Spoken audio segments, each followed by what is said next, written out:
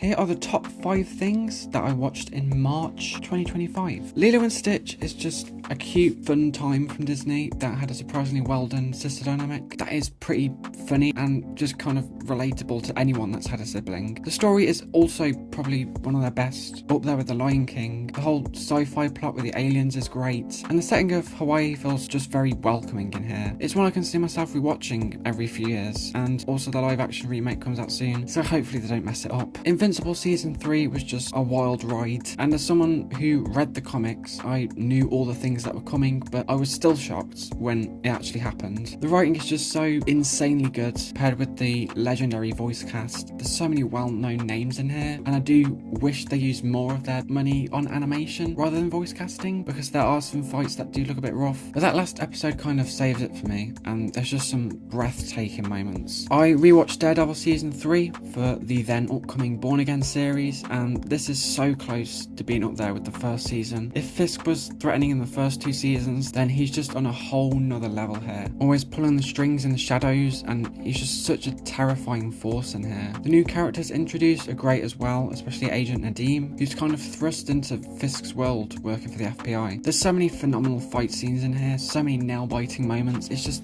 insanely good. Adolescence is a new Netflix show that suddenly had this popularity surge a week after it came out, and I'm pretty confident in saying this, you're probably not going to get better performances this year than these ones, seriously. First of all, every episode of this show is one long uncut shot, so the actors, camera crew, everyone cannot make a wrong move because it's in this one long shot. But because it's in this one long shot, it really brings you into this scenario, and it doesn't feel that far away from real life anyway. As someone who lives in the UK and has heard of similar things happening, I just can't stop gushing about the performances, especially the child actor. His acting in the 3rd episode is absolutely insane, and I also found out that he hadn't had any professional acting experience before this. If he doesn't win an Emmy next year, someone needs to start a riot or something. Then we've got Severance Season 2, a show that I was glued to the screen for its entirety. If you haven't watched the show, what are you doing? This is peak. There's too many twists and turns to count in here, and basically every setup in this show eventually has an extremely satisfying payoff down the line. It's one where I can't stop thinking about the ending, and I'm just so excited for what Season 3 has to offer. There's a lot of great stuff that I watched last month that just about missed the list, so if you're interested, check out my Letterboxd and my Serialized.